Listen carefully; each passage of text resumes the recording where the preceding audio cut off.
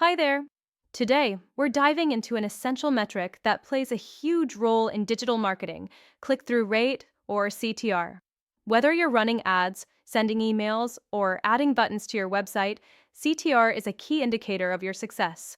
Let's break it down step by step so you can understand exactly what it is and why it matters. Let's start with the basics.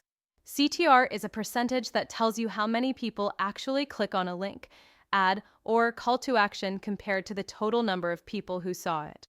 Here's the formula. CTR equals number of clicks divided by number of impressions times 100. For example, if 1,000 people see your ad and 50 of them click on it, your CTR would be 5%.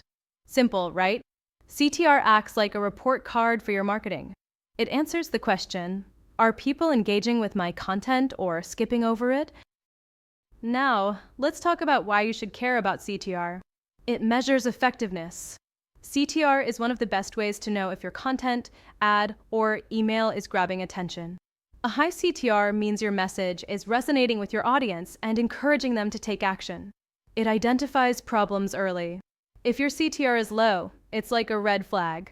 It could mean your ad isn't relevant, your headline isn't engaging, or your design isn't catching people's eyes.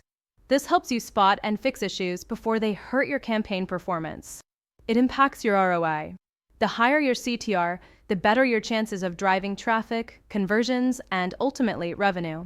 Plus, in platforms like Google Ads, a good CTR can reduce your costs by improving your quality score. If your CTR isn't where you want it to be, don't worry. There are plenty of ways to boost it. Focus on relevance. Make sure your content speaks directly to your audience's needs.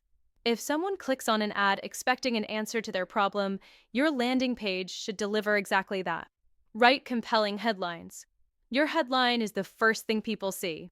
Use clear, action-oriented language that makes them want to click. For example, instead of "learn more about our product," try "discover the secret to saving 50% on energy bills." Use strong call to actions, CTAs. Guide your audience on what to do next. Use phrases like "sign up now," "get started today," or "shop the sale." Make the action clear and enticing. Test your visuals and design. Sometimes the problem isn't the text, it's the design.